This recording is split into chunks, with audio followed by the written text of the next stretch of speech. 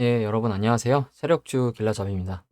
오늘 7월 24일 오후 5시 7분인데, 오늘도, 어, 지수 흐름, 코스피 코스닥은 금요일에 말씀을 드렸으니까, 나스닥 한번 보도록 하고, 그리고 이번 주 관심 종목, 그리티,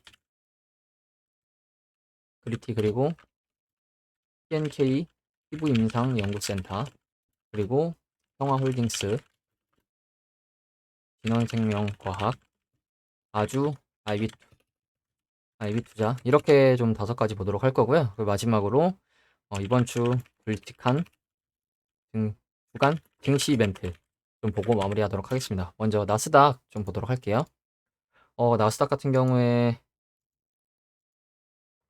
이 단기적으로 이 우하락하던 추세선을 돌파하고, 그리고 여러 번 저항을 맞았던 구간을 돌파해줬어요. 근데 이제 금요일에 뭐 스냅이라는 그 기업이 지금 실적이 안 좋게 나오면서 증시가 좀 밀려서 금요일에 1.8% 정도 밀렸는데, 이 구간을 뚫어 올려줬으니까 다시 이 구간을 지켜주는 모습이 나오는 게 중요할 것 같아요. 그렇기 때문에 이렇게 파동 그려주면서 뚫어 올렸기 때문에 여기서 이렇게 지지가 나오고, 여기서 이렇게 박스권이 나오거나, 아니면 여기서 이렇게 상승해주면 조금 더 좋은 그림이 나오겠죠. 그래서 일단 이 구간을 단기적으로 좀 지켜주는 모습이 나와줘야 할 것 같고요. 일단 미국 증시가 좀 안 좋게 마무리가 됐기 때문에 국내 증시도 이제 내일부터 시작이 되는데, 아마 월요일에는 흐름이 좀 안 좋게 나오거나 뭐 약보합 또는 강보합 정도로 끝나지 않을까 하는 생각을 좀 하고 있습니다. 그리고 이제 이번 주 관심 종목들 하나씩 좀 보도록 할 건데, 먼저 그리티 좀 보도록 할게요. 그리티 같은 경우에 제가 현대사료랑 비슷한 종목이라고, 상승 전이랑 비슷한 종목이라고 여러 번 말씀을 드렸는데, 지금 이렇게 상장하고 나서 코로나 때까지 쭉 빠지고 한번 들어 올리고 다시 눌러주고, 최근에 올라왔다가 또 다시 내려왔다가 다시 올라온 모습이에요. 그래서 현대사료 카나리아 바이오라고 이름을 바꿨죠. 카나리아 바이오, 이때가 언제죠? 상승이 처음에 나왔던 3월 21일 기준, 3월 21일 기준 차트를 보면 지금 이러한 모습인데, 방금 보여드린 그리티랑 지금 차트가 굉장히 비슷한 모습이죠. 이게 현대사료 상승하기 전 모습이거든요. 매집도 어느 정도 바닥권에서 많이 이루어졌고, 상장하고 나서 코로나 때까지 빠지고 들어 올렸다가 눌러주고 다시 올라오면서 이동평균선 정배하면서 급등이 나왔는데, 그리티 같은 경우에도 오늘 기준으로 보면 지금 이런 모습이에요. 코로나 때까지 눌러주고 들어 올리고 눌러줬다가 다시 들어가는 척 했지만 다시 한번 지수의 영향으로 하락했다가 지금 최근에 다시 올라왔고, 그리고 이 종목 같은 경우에 어, 지금 코스닥 뭐 섬유의복 쪽인데 시총은 한 600억 정도 되고, 대주주 지분율 35%, 그리고 언더웨어 스포츠웨어, 온라인 오프라인 쇼핑몰 정도를 지금 운영하고 있는 회사 같은데, 일단 코로나 때 타격을 받은 코로나 타격주이고, 그리고 재무도 보시면 이 매출은 꾸준한데 이제 코로나 2020년 2021년 해가지고 좀 매출이 안 좋게 나왔었죠. 그래서 차트를 놓고 보면 매집도 바닥에서 굉장히 많이 있었고, 그리고 최근에도 2번 정도, 4월 25일에 3,700원대까지 찌르는 매집봉이 한번 있었고, 그 지수에 의한 하락이 나왔다가, 그리고 저번 주 화요일에 또 10% 정도 찔러주는 3,500원대까지 찔러주는 매집봉이 하나 나왔어요. 그러면서 다시 거래량 없이 장기동 평균선 근처까지 눌렸는데, 눌리고 나서 장기동 평균선을 지켜주고 있는 모습이죠. 그러면서 이제 금요일에 5% 정도 고가가 나왔다가 살짝 밀렸지만 그래도 상승으로 마감을 해줬고, 그래서 일단 어, 이 그리티 같은 경우에는 우하락을 했다가 또 단기적으로 보면 현재 우상향 추세가 진행되고 있는 모습이에요. 그러면서 지금 현대사료랑 비슷한 종목들 중에 다른 종목들이랑 다르게 장기동 평균선 위에 있는 모습이거든요. 그렇기 때문에 여기서 장기동 평균선 아래로 다시 내려가면 시간이 좀 더 걸리겠지만, 시간이 좀 더 걸리더라도 좀 모아가기 괜찮은 구간이라고 생각을 하고요. 일단 이 매집봉이 한번 발생을 했기 때문에 이 우상향하는 추세선을 이탈해주지 않거나 아니면 장기동 평균선 정도만 지켜주는 그림이 나오면 아마 정배열 나면서 좋은 흐름이 나오지 않을까 싶어요. 그래서 지금 이 구간 손절 라인으로 잡고 진입을 해보셔도 괜찮을 것 같고요. 오히려 만약에 여기를 지켜주지 못하고 추가 하락이 나온다. 추가 하락이 나와도 2,500원 뭐 이 정도 라인 차트를 좀 크게 보면 추가 하락이 나오더라도 지금 이 정도 구간은 좀 지켜주고 있는 모습이죠. 그렇기 때문에 만약에 추가 하락이 나오면 이 구간까지 모아가는 개념으로 한 번 더 모아가셔도 괜찮을 것 같습니다. 그리고 다음 종목으로 PNK 임상연구센터 피부 PNK 피부 임상연구센터 최근에 이제 무상증자 관련된 이슈가 나오면서 상승이 나온 종목이죠. 근데 이 종목 같은 경우에도 보면 코스닥 뭐 바이오 쪽이라고 되어 있는데 시총 1,600억 정도, 대주주 지분율이 59%, 대주주가 대봉에게쓰죠. 화장품, 건강기능식품, 미용기기, 의약품 뭐 이런 걸 지금 하고 있고 매출도 꾸준하고 흑자도 계속 꾸준하게 나오고 있는 상태면서 유보율이 높았는데 이런 와중에 이제 무상증자가 공시를 했죠. 그래서 PNK 피부 임상연구센터 같은 경우에는 차트를 크게 보면 상장하고 나서 우하락하는 추세 안에 아직 있어요. 물론 이때 잠깐 이탈했다가 다시 들어왔는데 이 추세 상단 저항 맞고 조금 눌린 상태죠. 근데 차트를 좀 단기적으로 가까이 보면 우선 단기 고점에서 장대 음봉이 좀 나왔는데 일단 시가에서 좀 위로 찌르고 밀리면서 장대 음봉으로 보이는 모습이 나왔는데 장대 음봉이 나왔지만 밀리지 않고 장기동 평균선 중에 300일선을 지켜주고 있고 최근에 이 27,000원 정도로 두 번 정도 지금 지켜주고 있는 모습이죠. 448일선 위에서. 그렇기 때문에 현재 구간에서 이 구간 손절 라인 잡고 진입을 해보셔도 괜찮을 것 같고요. 그리고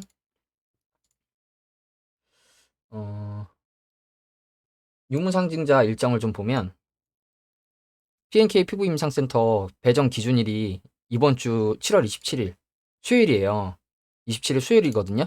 그러면 이 27일에 배정을 한다는 건 주식은 D 플러스 2일이기 때문에 월요일까지 구매를 해야 무상증자를 받을 수가 있습니다. 그렇기 때문에 25일 날 구매를 해야 27일 기준에 보유를 하게 되기 때문에 이 26일 날 권리락이 발생을 하죠. 무상증자 권리락. 그래서 무상증자 권리락 같은 경우에 공구먼으로 좀 볼게요. 뭐 이제 이게 공구먼 관련된 기사인데 무상증자를 하면 주식수가 늘어나게 됩니다. 기업의 주식수가 너무 적어서 유동성에 문제가 있었다면 이를 해소하는 역할을 하죠. 또 권리락 효과. 주가가 낮아지게 되는데 이때 착시 효과로 주가가 싸게 보이기도 합니다. 주식수는 늘어나고 가격은 내려가므로 회사는 주식 거래가 활발해지는 효과를 기대할 수 있다. 그렇기 때문에 이 권리락이 뭐냐면 무상증자를 받을 수 있는 권리가 사라지는 날. 제가 25일 날까지 사야지 27일 기준으로 보유를 하기 때문에 무상증자를 받을 수 있다고 했는데 26일 날 사봐야 실질적으로 28일 날 보유를 하게 되기 때문에 이날은 이 권리가 사라지는 권리락 날이 되는 겁니다. 그렇기 때문에 이게 바로 권리락 효과로 10만원짜리 주식은 5만원이 된다. 그러니까 주가가 높아지는 게 아니고 만약에 이거대로 되는 거죠. 100주를 가지고 있는데 100% 무상증자로 200주가 되면 내 계좌의 주식 가치는 1000만원에서 2000만원이 되냐? 네, 세상에 공짜는 없습니다. 내 주식은 늘어나지만 그만 늘어나는 만큼 가격이 반으로 줄어듭니다. 1대1이면 또 반으로 줄어들고 1대2면 3분의 1로 줄어들겠죠. 그렇기 때문에 무상증자 권리락이 발생하는 날에 싸 보이는 권리락 착시 효과가 발생을 하기 때문에 이 7월 26일 날 권리락이 발생하는 날 상승이 나올 수 있어요. 공구먼 같은 경우에도 권리락이 발생하는 날부터 상한가가 계속 나왔죠. 그렇기 때문에 이 권리락이 발생한다고 해서 무조건적으로 오른다는 보장은 없지만 최근 무상증자 이슈가 있던 종목들은 권리락을 기준으로 다 상승이 나왔기 때문에 26일 날 흐름이 어떻게 나오는지 여러분들이 좀 지켜보셨으면 좋겠고 금방 말씀드렸다시피 이 448일선 위에서 이 2700원 2700원 정도 되는 라인인 이 448일선을 손절 라인으로 잡고 진입하시기에 괜찮을 것 같습니다. 그리고 이 종목 같은 경우에 권리락 발생하고 나서 주가가 아주 급등을 하는 종목들이 많이 나왔죠. 노터스,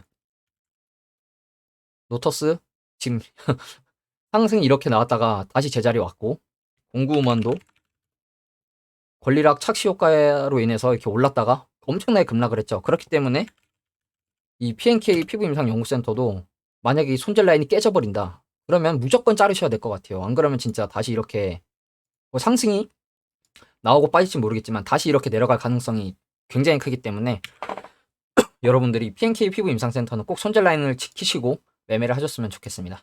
그리고 다음 종목 평화홀딩스 보도록 할게요.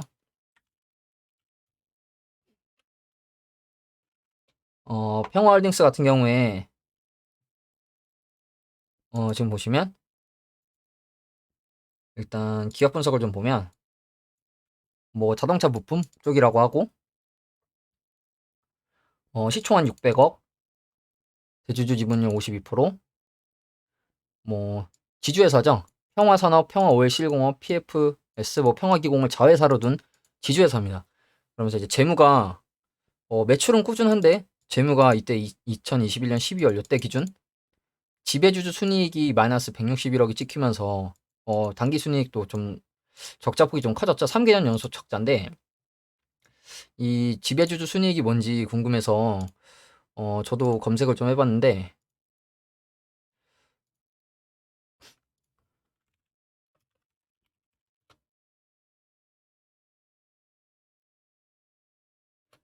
지배주주 순이익이라는 게 이제 지주회사라서 모회사다 보니까 당기 순이익을 계산할 때 자회사의 순이익을 반영한 이익이라고 해요. 그렇기 때문에 이 지배주주 순이익은 이 평홀딩스가 자회사라고 갖고 있는 회사들의 순이익까지 합친 이 이익이 이제 당기 순이익이 된 것 같거든요. 저도 정확히는 잘 모르겠는데 그런 개념인 것 같아요. 그래서 재무는 지금 현재 안 좋은 모습이긴 한데 지금 단기적으로는 차트상 매매가 괜찮아 보여서 가져왔고, 지금 보시면 이 종목 같은 경우에도 이 고점에서 이렇게 내려오는 추세선, 그리고 저점에서 올라가는 추세선을 이탈했다가 상한가로 들어왔죠. 최근에 이런 모습 나온 종목 신화인터텍,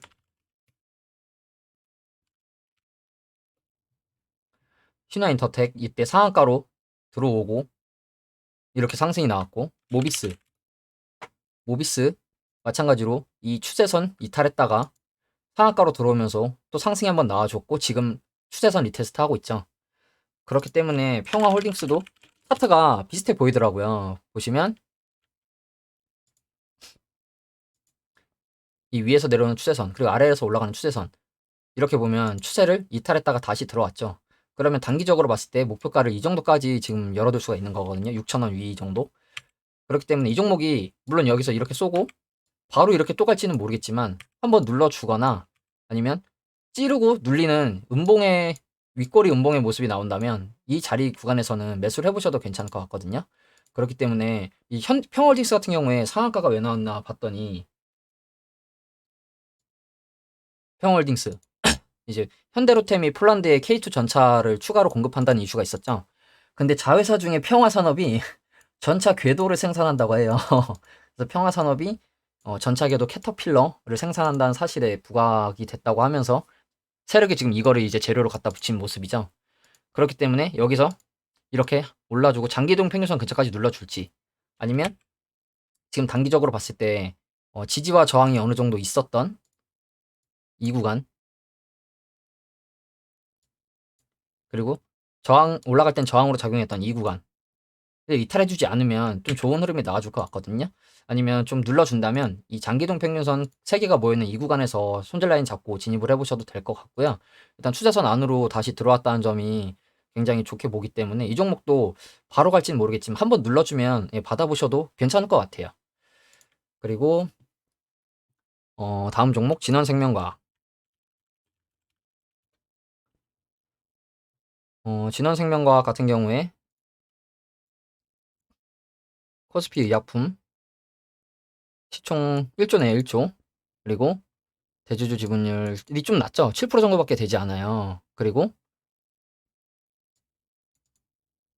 보시면 생명공학을 이용한 의약품 개발 및 바이오 신약, 항염증, 뭐 신약 개발 사업을 하고 있다고 하는데 코로나 관련주죠.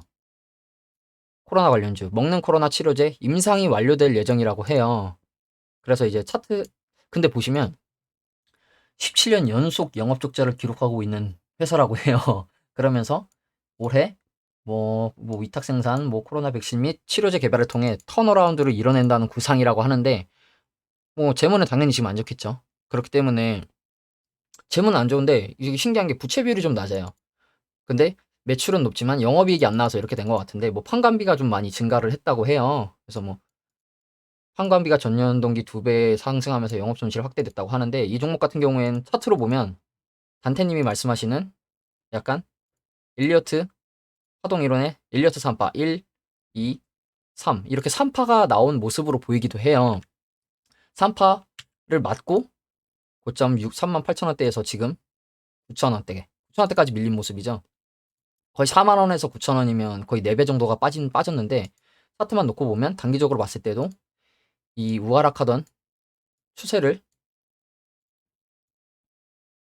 쌍바닥의 느낌으로 2번 찍고 지금 올라왔고, 그리고 이렇게 보면 쌍바닥을 찍고 추세를 돌린 듯한 모습으로 보이시죠. 그리고 이 종목 같은 경우에 이 바닥에서 올라가는 우상향 추세선을 이렇게 그어보면 이렇게 찍고 또 찍고 이탈했다가 최근에 다시 위로 올라오면서 이 자리를 이때도 지켜주고 있죠. 그러면서 이제 448일선과도 겹치는 구간인데, 이 추세 우상향하는 추세선 하단, 그리고 장기종 평균선 448일선 두 구간이 모이는 지점이기 때문에 이 구간은 지켜주면 좋은 그림이 나올 수 있을 것 같거든요. 그래서 이 종목도 차트상으로 봤을 때 이 구간을 지켜주면서 거래량이 크진 않지만 어느 정도 들어오면서 차트를 돌린 모습이기 때문에 이 종목도 가져왔고, 이 종목 같은 경우에 이 우상향하는 추세선 하단과 448일선이 만나는 구간을 지켜주고 있기 때문에, 이 구간이 만약에 뚫리면 다시 이 111선 근처까지 뚫리거나 아니면 다시 바닥을 보러 갈 수도 있을 것 같거든요. 그렇기 때문에 이 종목 같은 경우에는 꼭 여기 손절 라인, 한 14,300원 정도 되는 것 같죠. 이 구간을 꼭 지켜주는지 보고, 이탈하면 만약에 이 구간을 매수를 하셨는데 이 구간을 이탈한다 그러면 손절하시는 게 좋을 것 같고요. 일단 이 구간을 정말 지켜주는 게 중요할 것 같아요. 현재 단기적으로 봤을 땐 매매가 가능해 보이지만 이 구간을 이탈하면 다시 바닥을 한 번 더 보러 갈 수도 있다는 점. 그렇기 때문에 꼭 이 구간 손절 라인을 잡아야 된다는 점을 좀 기억해 주셨으면 좋겠고, 다음 종목으로 아주 IB 투자 보도록 할게요. 아주 IB 투자. 아주 IB 투자 같은 경우에는 코스닥 금융 창업투자 종금 쪽이고, 종금은 종합금융을 말합니다. 시총만 4천억 정도 되고 대주주 지분율 60%, 보면 벤처 투자, 벤처 캐피탈 이런 사업을 지금 하고 있죠. 그러면서 이제 재무도 꾸준하게 좋은 모습을 보여주고 있는 모습이고, 그리고 이 종목 같은 경우에 최근에 상승이 왜 나왔냐 봤더니 IB 투자가 투자한 업체인 휴런이라는 데가 미국 FDA로부터 파킨슨병 진단 관련 인공지능 솔루션 허가 획득 소식이 났다고 해요. 그 기사를 보면 이렇게 나오죠. 파킨슨병 진단 의료 AI 미 FDI 승인 소식의 상승세. 파킨슨병 관련 제품 승인을 받았다는 소식에 투자사인 아주 IB 투자가 강세다. 이러면서 지금 상승이 한번 나와준 모습인데, 지금 이 종목도 보시면 600원이 9,000원이 됐어요. 근데 거래량 보시면 이 앞쪽에서 좀 많이 터지고 고점에서는 크게 많이 안 터진 모습이거든요. 그래서 물론 이 종목이 세력이 털고 나갔는지 아닌지 확신할 수 없지만, 제가 봤을 땐 세력이 한번 들어 올린 모습이고, 이제 기간을 주면서 기간 조정과 가격 조정을 동시에 준 모습이에요. 그래서 이렇게 아직 우하락한 추세 속에 있는 것 같긴 한데, 이거를 뚫었다고 봐야 할지 아닐지 그거는 좀 더 지켜봐야 할 것 같고, 단기적으로는 지금 어찌됐든 우상향 추세를 만들어내면서 올라가고 있다는 점, 그리고 이 아주 IB 투자 같은 경우에는 고점이 이제 9,000원대인데 2,400원 정도까지 빠졌죠. 이 처음 상승이 나왔던 파동의 부근 자리, 거기서 지금 반등이 나온 모습인데, 이 구간을 지켜주면서 단기적으로 봤을 때 이 종목 같은 경우에는 지금 단기적으로 우상향을 하고 있지만 전고 언덕 라인, 이 구간을 돌파해줘야 실질적으로 좀 상승다운 상승이 나와줄 것 같거든요. 그래서 이 자리를 뚫어주는지, 이 111선이랑도 겹치는 구간이죠. 그렇기 때문에 이 구간을 뚫어주고 상승이 나와주는지가 좀 중요할 것 같아요. 이렇게 가주는 모습이 나오는지. 그렇기 때문에 이 종목도, 그러면 지지 라인은 어디로 잡고 손절 라인은 어디로 잡을 것이냐. 지금 보시면 이 구간을 잡기에는 조금 먼 것 같긴 한데 좀 눌러주는 모습이 나온다. 그러면 단기적으로 이 구간에서 어느 정도 지지가 나왔었기 때문에 이 구간을 손절 라인으로 잡고 들어가셔도 괜찮을 것 같고, 아니면 장대 양봉의 몸통 중간 부근 거의 비슷하죠. 말씀드린 지지 라인과 비슷하죠. 그렇기 때문에 이 구간을 손절 라인으로 잡고 들어가시거나, 조금 위에서 잡으시려면 여기 보시면 이렇게 갭이 있거든요. 갭이 있고 여기를 이제 뚫어줬다가 다시 밀린 모습인데, 이 갭이 나올 때 저항으로 작용했던 구간, 이 구간은 거의 지금 현재 구간이랑 맞닿아 있기 때문에 이 구간을 손절 라인으로 잡기는 조금 애매할 것 같아요. 그래서 이 구간보다는 여기 이렇게 지지가 나왔었던 구간, 이 장대 양봉의 몸통 중간이랑도 비슷해 보이면서 이 앞에 어느 정도 지지가 나왔던 구간, 이 구간은 손절 라인으로 좀 어느 정도 지켜줘야 하는 모습이 나와야 될 것 같거든요. 만약에 이렇게 밀리더라도 이 구간을 지켜주면 좀 좋은 흐름이 다시 나오지 않을까 하는 생각으로 이 종목도 괜찮아 보여서 좀 가져왔습니다. 그리고 이제 이번 주 증시 일정을 좀 보도록 할 건데, 이번 주 증시 일정 보면 빅 이벤트가 총집합이라고 하죠. FOMC, 뭐 빅테크, GDP 하면서 빅 이벤트 속 변동성을 나타낼 것으로 예상된다. 연준은 금리 정책을 비롯해 나스닥 대장주, 애플, 마이크로소프트 등 증시 대장주들이 실적을 발표를 하고, 일단 금리 인상은 0.75포인트를 예상하고 있다고 해요. 이제 관건은 제롬 파월 의장이 다음 회의에서 금리 인상 가이던스를 어떻게 제시하느냐이다. 낮출 것인지 올릴 것인지죠. 긴축의 강도. 그리고 미국의 주요 빅테크 기업 실적, 뉴욕 증시 대장주인 애플과 마이크로소프트, 구글의 모회사 알파벳, 그리고 세계 최대 전자상거래 업체 아마존, 소셜 네트워크 서비스 업체 메타 플랫폼스 등이 실적을 발표한다. 그리고 보잉, 화이자, 아스트라제네카 이런 쪽도 실적을 발표한다고 하고, 현재까지는 예상보다는 긍정적이라고 하죠. 실적이 좀 예상치를 상회하는 실적을 발표했다고 하고, 고물가에 따른 비용 부담, 경기 침체 우려, 전쟁의 불확실성에도 비교적 선방한 모습, 그러나 달러화 강세, 향후 실적 전망이 긍정적이지 미지수, 이러면서 여러 지표가 발표된다고 해요. 미국 성장률, 그리고 물가, 그리고 경제 지표 보시면 지금 1분기가 이미 역성장을 기록했다고 하는데, 만약에 2분기도 마이너스를 기록할 경우 미국 경제는 기술적인 경기 침체 국면에 접어들게 된다.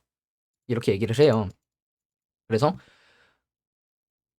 애틀랜타 연방준비은행은 미국의 2분기 실질 국내 총생산 성장률을 마이너스 1.6%로 전망했다. 전분기와 동일한 수준의 역성장이라고 하는데, 월가 이코노미스트들은 2분기 0.3% 증가했을 것으로 예상한다. 그러니까 소폭 증가나 저번 분기랑 비슷한 하락이거든요. 그렇기 때문에 2개분기 연속 역성장한다 하더라도 미국 노동시장이 견조한 만큼 이를 경기 침체로 볼 수 있을지에 대해서는 견해가 엇갈린다. 그리고 이번 주에는 연준이 선호하는 물가 지표인 개인 소비 지출 지수도 발표된다. 그리고 전년 동기 대비 4.7% 예상한다. 전월과 같은 수준이다. 전월과 같은 수준이면 약간 인플레 정점으로도 좀 볼 수가 있는 예상이죠. 그렇기 때문에 전문가들이 이번 주가 올해 여름, 나아가 하반기 뉴욕 증시 방향성을 결정질 결정적인 한 주가 될 것이라고 예상을 하고 있어요. 얘기를 이렇게 하고 있죠. 좋으면 앞으로 여름 그리고 하반기가 좀 좋을 거라고 지금 생각을 하게끔 하려고 하는 거고, 안 좋으면 올해 그냥 연말까지도 그냥 증시가 안 좋을 거라고 지금 미리 얘기를 해주고 있는 거죠. 그렇기 때문에 이제 25일부터 이렇게 중요한 이슈가 있는데, 또 이거를 제가 엑셀로 정리해서 보여드리면, 월요일에는 눈에 띄게 중요한 건 없는 것 같고, 제조업 지수 발표가 있긴 하죠. 근데 이제 이게 중요하겠죠. 화요일, 수요일에 있는 FOMC 1일차, 2일차. 화요일에 이제 FOMC 1일차가 있고, 소비자 신뢰지수, 그리고 마이크로소프트, 알파벳, 코카콜라, 맥도날드, 제네럴 모터스, GM 등 실적이 있고, 그리고 수요일에 FOMC 2일차에 금리 결정 및 통화정책 발표가 있고, 제롬 파월 의장 간담회가 있다고 하죠. 이제 이때 하반기에 금리 인상, 긴축 조정을 어떻게 할 건지 얘기를 할 것 같고, 그리고 보잉, 메타 플랫폼스 이런 굵직굵직한 회사들의 실적 발표가 또 있고, 목요일에는 주간 신규 실업보험 청구자 수, 그리고 2분기 국내 총생산 속보치. 속보치라는 말이 저도 몰라서 찾아봤는데, 속보치는 속도 보고치라는 뜻이래요. 상세한 공식 발표에 앞서 미리 발표하는 개괄적 수치라고 해요. 그래서 이제 2분기 국내 총생산 속보치 발표가 있고, 나스닥 대장주 애플, 아마존, 인텔, 화이자 뭐 등등 또 실적 발표가 있어요. 이 기업들의 실적이 좋게 나오는 게 일단 중요하겠죠. 그리고 금요일에는 연준이 선호하는 지표인 개인 소비 지출, 개인 소득 발표가 있다고 하고, 이때도 뭐 아스트라제네카, 뭐 BNP 파리바, 뭐 지금 모르는 회사인데 뭐 소니 등 실적 발표가 있다고 해요. 그렇기 때문에 정말 굵직굵직한 이슈가 좀 많이 있는 것 같거든요. 그렇기 때문에 이번 주에도 이러한 큰 이슈가 있다는 점을 확인하시고 여러분들이 매매를 좀 하셨으면 좋겠고, 지금 코로나가 계속 증가를 하면서 다시 확산세, 그리고 재유행, 재유행을 한다는 식으로 지금 기사가 계속 나오고 있죠. 그래서 이제 이 코로나 관련 종목들도 흐름이 어떻게 나오는지 여러분들이 좀 주의 깊게 보셨으면 좋겠고, 이번 주에도 이런 이슈들 참고하셔서 성공적인 매매하시길 바라겠습니다. 영상이 도움이 되셨다면 좋아요와 구독 부탁드리겠습니다. 감사합니다.